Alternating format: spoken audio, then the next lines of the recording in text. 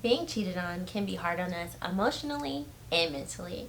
Let's talk about how you can heal from that today on the Cruise Guide to Intimacy. Like that. Intimacy. Yeah. What's up, people? Welcome back. Do it through a text message. You can do it through an email. And what is consent even? Ready to go. Okay. Hey. Okay. Hey.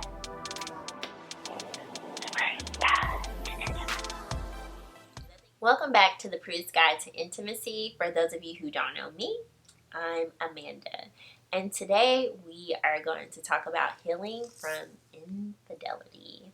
So, first things first, the first thing that you need to do is go get your favorite ice cream. If you're lactose intolerant, maybe some brownies. They can be gluten-free, dairy-free, anything that makes you feel whole again. I don't recommend a bottle, but do what you got to do.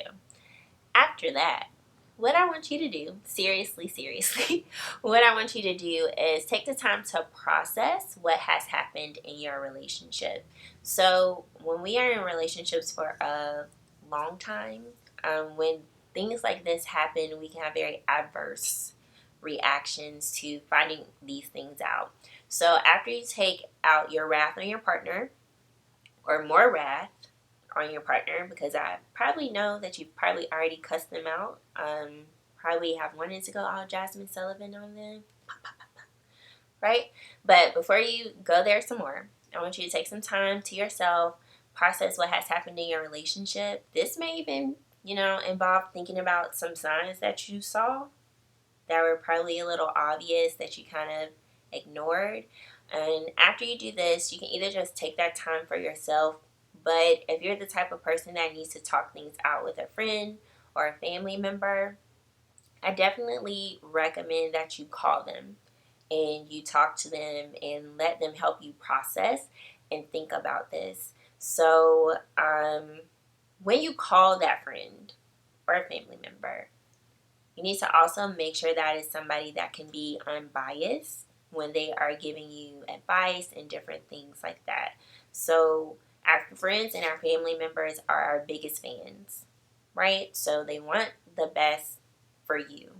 When you call them, they may be on, not you need to leave him or her or them, and you're probably like, well, wait, that's not what I want to do. I'm not sure what I want to do yet. So when you call somebody, just let them know that you need a listening ear as you process what has just happened. Say, don't need advice. I just need you to listen. I just need to talk this out with someone. So next thing I want you to do is think about your next steps. So do you want to potentially work on your relationship? And if you do want to potentially work on your relationship, that is okay. It's your relationship. Ain't nobody gonna be in your relationship with you. So don't think about what your mama gonna say, your best friend gonna say. If you want to stay, you gonna stay, right? So if you and your partner, keyword, you and your partner want to work on your relationship, think about what that's gonna be like for you working on your relationship. All right, so how are you gonna feel staying with your partner after they have cheated on you? Are you going to be able to look them in the face every day? Are you going to be able to trust them at this point? So really think about how you are going to feel if you stay in this relationship and really be honest with yourself about that. All right? Be honest. Next, are you done and over their shit? My best friend Amy does one of these. So, are you done? Are you done? So, if you are done, stand firm in your decision to be through. It's really easy for us to get caught up in our partner's sweet nothings and their promises, and a lot of times they're empty promises, especially if they are repeat offenders, and give them another chance. So if you are done, be done, move on, be done. And it's okay to be done, all right? So let's say you choose door number 1 and you decide to stay. 1, you have to forgive your partner and yourself. And I know you're thinking, I don't want to forget him. But hear me out, okay? If you're going to stay in a relationship with them, you have to forgive them. I'm not telling you to forgive them and be a fool. What I'm saying is forgive them for your sake and theirs. If you do not forgive them and you move through your relationship hanging what they did over their head, neither one of you will be able to move forward from this. And when I say forgive yourself, what I mean is that sometimes we blame ourselves for what our partners have done. No matter what their reason for cheating was, they decided to step out in the relationship. That was their decision. So, what you have to do is forgive yourself for blaming yourself, forgive yourself for beating yourself up for what they did because they stepped out. And because they stepped out, now you both have to work on rebuilding that trust in your relationship. So, don't blame yourself, but you have to forgive them. You have to forgive yourself so that you can move forward. So, next is what I feel is the hardest part of this, outside of forgiveness, obviously, is the conversation about why they cheated. So, a lot of people, no, sometimes, people have a reason for why they cheated. Not all the time, but sometimes. Some people are just cheaters. Serial cheaters at that, but that's a conversation for another video. Okay. So sometimes people cheat because some of their needs in their relationship have not been fulfilled. So what happens is that they go out and they fulfill those needs in other ways.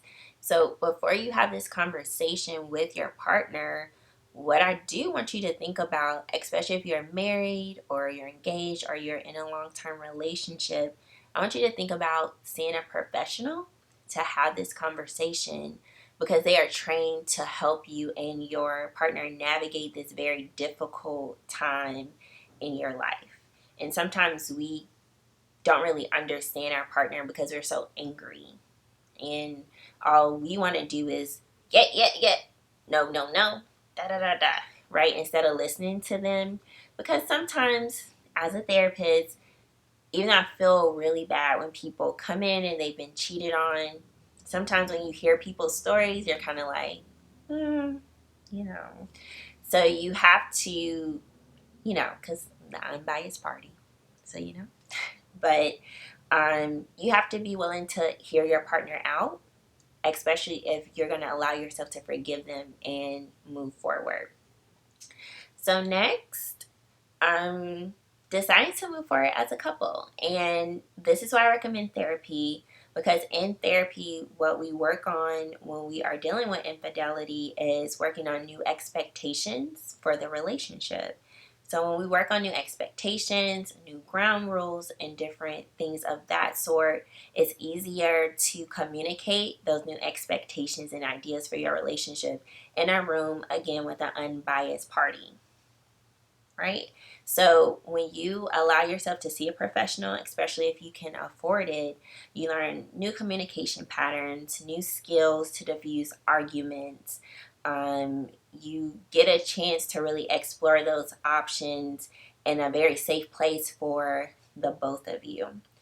And next, I recommend that you take the time to heal. So if you're able to, and if you can afford to, take some time away from your partner, because that time apart allows for you both to really think about, your relationship and what it is that you really want to do. Honestly, sometimes when people come in for marriage counseling for infidelity, at the end of counseling, they do decide to part ways. And that's okay because they realize, maybe this isn't going to work for me. So really take the time to think about that, because sometimes even after you've gone to therapy, you've decided to move forward as a couple, you've learned these new things, you may realize some new things about yourself. So taking the time away from them to really heal, to really think about what it is that you want. And also another thing that I recommend when I say take that time away from them is making yourself less available to them. Because when people take advantage of our love and what we do for them, they don't realize what they have until we separate ourselves from them. My favorite example is from Love and Hip Hop when Bambi left Scrappy's butt high and dry. She was like, I ain't dealing with this. And she left. Then he came back and he proposed because he was like, wait a minute, I need my boo. And he was doing a lot of shady stuff, but okay. So you decide to leave. So now we're door number 2. You decided to move the fuck on, as I like to put it. All right, so my number one thing is still forgiving your ex-partner because you can't let that fester. And they're probably not letting it fester, to be honest, especially if they're a serial cheater. They probably are moving on with their lives, and you have to forgive them in order to move on with your life in a very healthy way.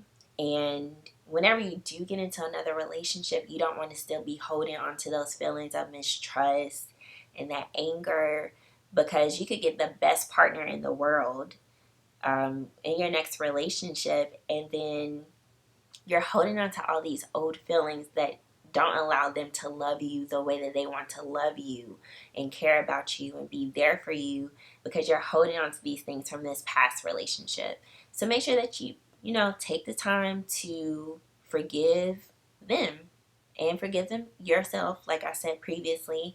And you may also still want to go to therapy, especially if it was long term, if you were married, if you were engaged. And just to go back a little bit, even with couples therapy, you both may want to go see individual therapists, because there's always something that we need to work on individually that's affecting our relationship. So if you stay or if you go, I recommend therapy either way. Next thing you want to do, if you decide to move the hell on, delete, block, block, block. Bye. Because they are trash. Okay? So, what you want to do is delete their number, delete their mama number, delete their sister number, their bestie number, then block all those people on Instagram and Facebook too, because you don't want to give this person easy access to you after you have decided you are moving on. So it's good to give yourself physical and digital space away from this person. That's one of the reasons I say delete and block people closest to them too, because they can mosey on in and get in your ear too, saying, give them another chance. They didn't mean it. They love you. And then you're like, oh, they do love me. So maybe I will give them another chance. Mm-mm. Delete, block, block, because they are trash. Okay? They trash. Delete, block, block, block. All right. So next thing I want you to do is be okay with being single and date yourself, because it's so fun. Okay? So sometimes when the singleness happens, people are like that sponge. No, it's not SpongeBob. It's Mr. Krabs. And they're like, well, wait a minute. What's going on here?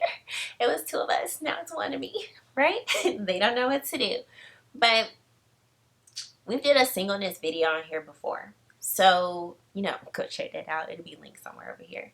But being single is a great time to learn about yourself. And during that time, you can think about what it is that you want in your next partner. What are some red flags that you saw in this one that you're kind of like, I don't want to deal with that again, right? And it's just, when we get out of long-term relationships or any relationship at all, one of the first things we think about is being with another person instead of wanting to focus on us and our needs. And we jump into another relationship because we are afraid of being alone. We are afraid of being by ourselves. So take the time to enjoy you, to grow, and just to be happy. Learn how to be happy with you, so that when you do get in another relationship, your happiness just does not depend on the other person, but it also depends on what you do too. And overall, the key to healing from infidelity is forgiveness, because we don't want to harbor feelings that make us anxiety filled, that stress us out. And when you harbor those things, they can make you like physically sick. They can affect your everyday life. So forgive them. Again, I'm not saying forgive people and then be foolish. I'm saying is forgive them so that you yourself can move on in very healthy and positive ways. So I hope that this was helpful for you. And that's it from today's Cruise Guide to Intimacy. And I will see you next time. Make sure that you like, share, and subscribe. And follow me on Instagram. And I will see you all next week.